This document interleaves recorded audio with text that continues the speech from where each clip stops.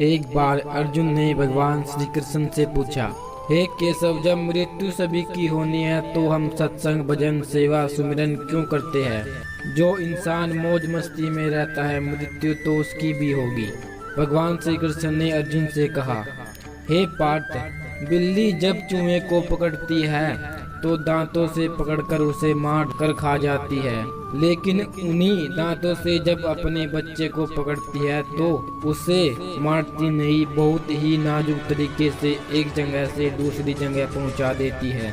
दांत भी वही है और मुंह भी वही, पर परिणाम अलग अलग। ठीक उसी प्रकार मृत्यु भी सभी की होगी, पर एक प्रभु के धाम में और दूसरी 84 के चक्कर में। वृक्ष कभी इस बात पर व्यथित नहीं होता कि कितने पुष्प खो दिए, वह सदैव नए फूलों के सृजन में व्यस्त रहता है। जीवन में कितना कुछ खो गया, इस पीड़ा को भूलकर क्या नया कर सकते हैं, इसी में जीवन की साक्षरता है।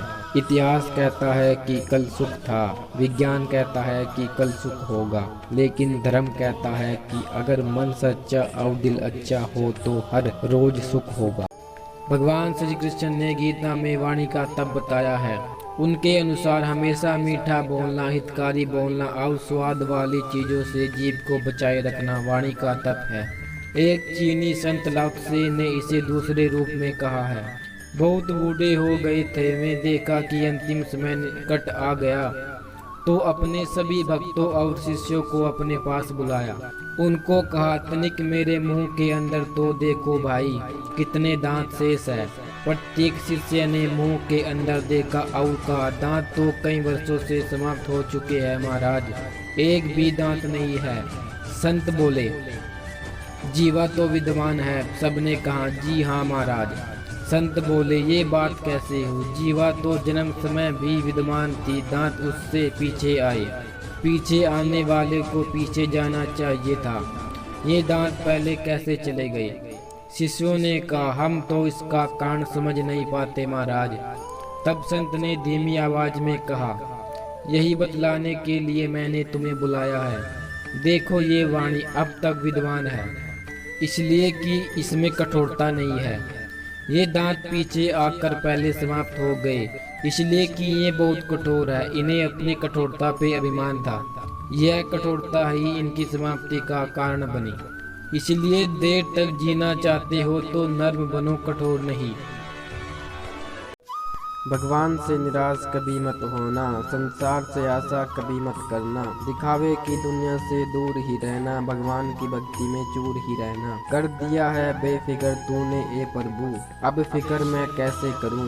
फिक्र तो ये है कि तेरा शुक्र मैं कैसे करूं। बड़े नादान हैं वो लोग जो इस दौर में भी वफा की उम्मीद करते हैं।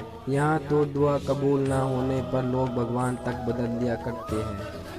कहते हैं जिंदगी का आखिरी ठिकाना ईश्वर का घर है, इसलिए ए मुसाफिर कुछ अच्छा कर्म कर ले, किसी के यहाँ खाली हाथ नहीं जाया करते। मुझे कौन याद करेगा इस मतलबी दुनिया में? प्रभु यहाँ तो बिना मतलब के तो लोग तुझे भी याद नहीं करते। 5 पहल काम किया, 3 पहल सोए, एको घड़ी ना हरी बजे तो मुक्ति कहाँ से होए। भगवान श्री कृष्ण कहते हैं कि तू करता वही है जो तू चाहता है, पर होता वही है जो मैं चाहता हूँ। तू वो कर जो मैं चाहता हूँ, फिर देख होगा वही जो तू चाहता है। कर्म भूमि पर फल के लिए श्रम तो करना ही पड़ता है। भगवान सिर्फ लकीरें देता है, रंग तो हमें ही भरना पड़ता है। रोजाना ये पढ़ो और मनन करो। पहला, आवश्यक है मरना। दूसरा, साथ कुछ नहीं है जाना। तीसरा, जो करेगा वो भरेगा। चौथा, जहाँ उलझो वहीं सुलझो। पांचवा, जो है उसमें संतुष्ट रहो। ईश्वर मेरे बिना भी ईश्वर है, मगर मैं ईश्वर के बिना कुछ भी नहीं। जैसे घर के अंदर जली हुई अगरबत्ती से सारा घर सुगंधित हो जाता है, ठीक उसी प्रकार परमात्मा का नाम जपते रहने से आपका सारा जीवन सुगंधित हो जाता है। एक संत कुएं पर स्वयं को जंजीर से लटकाकर प्रभु का ध्यान करते थे। संत कहते थे कि जिस दिन यह जंजीर टूटेगी मुझे ईश्वर मिल जाएंगे। उनसे पूरा गांव प्रभावित था। सभी उनकी भक्ति, उनके तप की तारीफें करते थे। एक व्यक्ति के मन में इच्छा हुई कि मैं भी ईश्वर के दर्शन करूं। वह भी कुएं पर रस्सी से पैर को बांधकर कुएं में लटक गया और भगवान हरि जी का ध्यान करने लगा। जब थोड़े समय के बाद रस्सी टूटी, उसे श्री हरि ने अपनी गोद में उठा लिया और दर्शन भी दिए।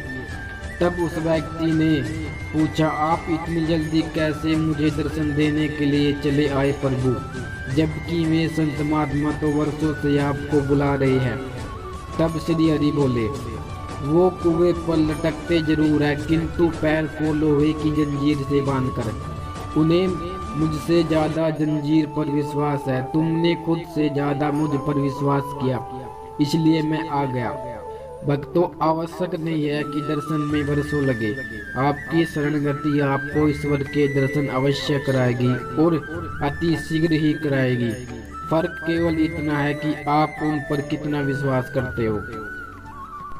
अगर तेरी बंदगी ना होती है ईश्वर, तो यह जिंदगी ना होती। हे परमात्मा, तेरे दर पे आने से पहले बहुत कमजोर होता हूँ। तेरी दहलीज को छू लेता हूँ तो मैं कुछ और होता हूँ। ईश्वर के सामने जो झुकता है वह सबको अच्छा लगता है, किंतु जो सबके सामने झुकता है वह ईश्वर को भी अच्छा लगता है। किससे सीखूं मैं खुदा की बंदगी, सब लोग खुदा के बंटवारे किए बैठे हैं। जो लोग कहते हैं परमात्मा कण कण में है, वही मंदिर मस्जिद गुरुद्वारे लिए बैठे हैं। तेरी आंखों में क्या खूब नूर होता है, तेरी नजरों से कहाँ कोई दूर होता है। एक बार रख दे कदम जो तेरी चौखट पर, वो बार बार आने को मजबूर होता है। तुझसे ही सुबह तुझसे ही शाम, मेरी हर धड़कन में तेरा ही नाम। अब सांसें भी मिलेगी और आग भी लगेगी, मेरा तो अब बस एक ही मुकाम। एक गरीब मीलों चलता है भोजन पाने के लिए, और एक अमीर भी मीलों चलता है उसे पचाने के लिए। किसी के पास खाने के लिए एक वक्त की रोटी नहीं है, तो किसी के पास एक रोटी खाने के लिए वक्त ही नहीं है। एक मनुष्य दौलत के लिए सेहत खो देता है, तो दूसरा मनुष्य सेहत पाने के लिए दौलत खो देता है। मनुष्य जीता तो ऐसे है जैसे कभी मरेगा ही नहीं, और मर ऐसे जाता है जैसे कभी जिया ही नहीं। एक मिनट में जिंदगी नहीं बदलती, एक मिनट में लिया गया फैसला जिंदगी बदल देता है। इसलिए जब भी आप कोई फैसला ले, शांत मन शुभ विचार से लीजिए, क्योंकि एक ही फैसला आपको कामयाब कर सकता है और वही फैसला आपको बर्बाद भी कर सकता है। गीता गंगा से भी बढ़कर है। शास्त्रों में गंगा स्नान का फल मुक्ति बतलाया गया है, परंतु गंगा में स्नान करने वाला स्वयं मुक्त हो सकता है, वह दूसरों को संसार से ताड़ने में असमर्थ है। किंतु गीता रूपी गंगा में गोते लगाने वाला स्वयं तो मुक्त होता ही है, वह दूसरों को भी ताड़ सकता है।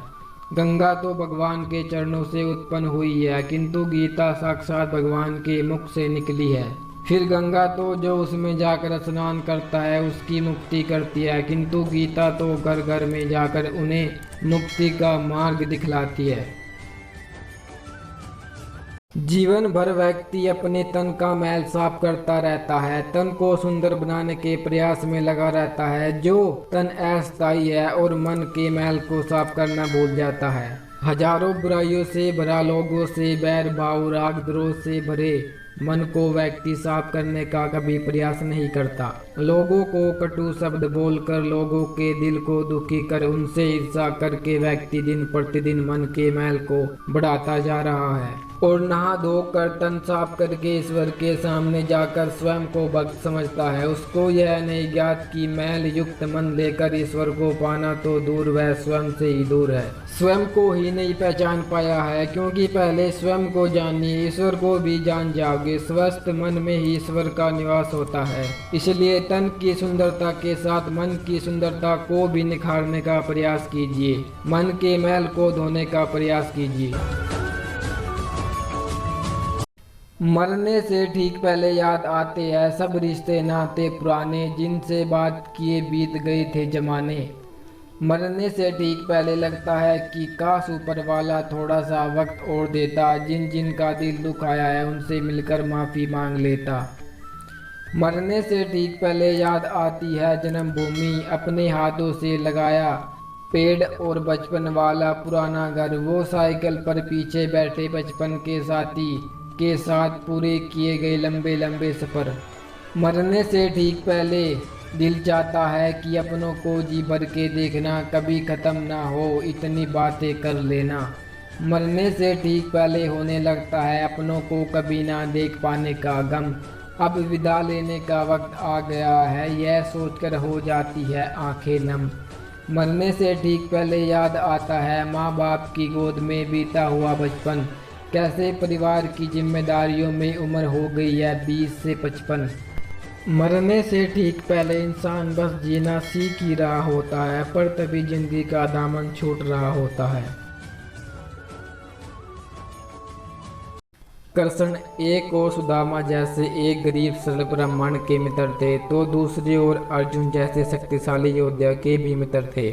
प्रत्येक उदाहरण में उन्होंने अपने मित्रों को वह दिया जिसकी उन्हें सबसे अधिक आवश्यकता थी। सुदामा को उन्होंने अपनी उदारता, स्वरूप, भव्य भवन और अतुल्य भौतिक धन प्रदान किया। अर्जुन को उन्होंने अपना ज्ञान दिया और अपने असली स्वरूप का ज्ञान कराया। श्री कृष्ण हर किसी के लिए है जो अपने विश्वास और प्रभु के प्रति समर्पण में सच्चा है। कृष्ण उसके लिए है। पके हुए फल की 3 पहचान होती है। एक तो वह नरम होता है, दूसरी वह मीठा हो जाता है, तीसरी उसका रंग बदल जाता है। इसी तरह से परिपक्व व्यक्ति की 3 पहचान होती है। पहली उसमें नरमता होती है, दूसरी उसकी वाणी होती है और तीसरा उसके चेहरे पर आत्मविश्वास का रंग होता है। भक्ति हाथों पैरों से नहीं होती, वरना दिव्यांश कभी नहीं कर पाते। भक्ति ना ही आंखों से होती है, वरना सूरदास जी कभी नहीं कर पाते। ना ही भक्ति बोलने सुनने से होती है, वरना गूंगे बहरे कभी नहीं कर पाते। ना ही भक्ति धन और ताकत से होती है, वरना गरीब और कमजोर कभी नहीं कर पाते। भक्ति केवल भाव से होती है। यह एक एहसास है जो हृदय से होकर विचारों में आता है।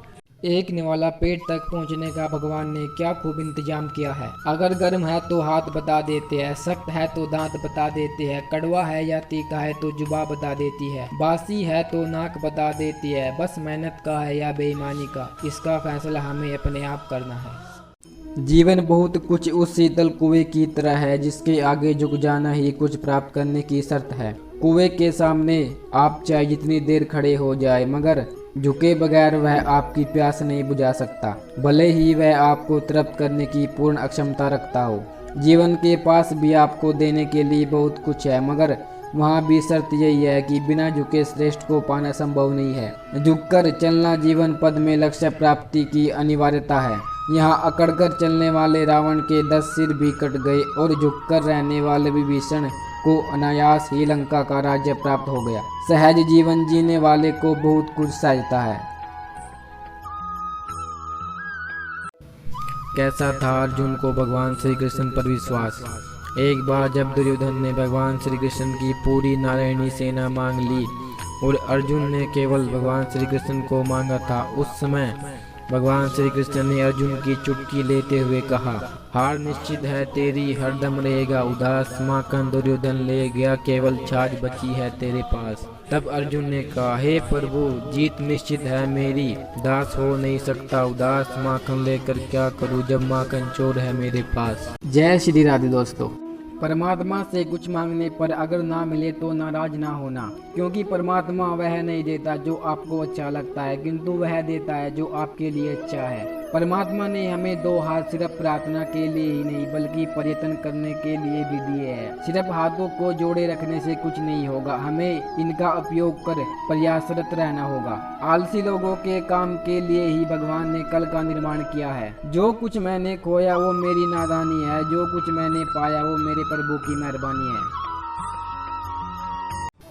इस जगत में जिसे छूटना है उसी को बांधने वाला नहीं है, और जिसे जगत से बंधना है उसे भगवान भी नहीं छुड़ा सकते। चिंतन को सदा इस मन में, तेरे चरणों में सदा मेरा ध्यान रहे। चाहे दुख में रहूं चाहे सुख में रहूं, प्रभु होठों पे सदा तेरा नाम रहे। मत करना अभिमान खुद पर ए माटी के प्राणी, तेरे और मेरे जैसे कितनों को ईश्वर ने माटी से बनाकर माटी में ही मिला दिया।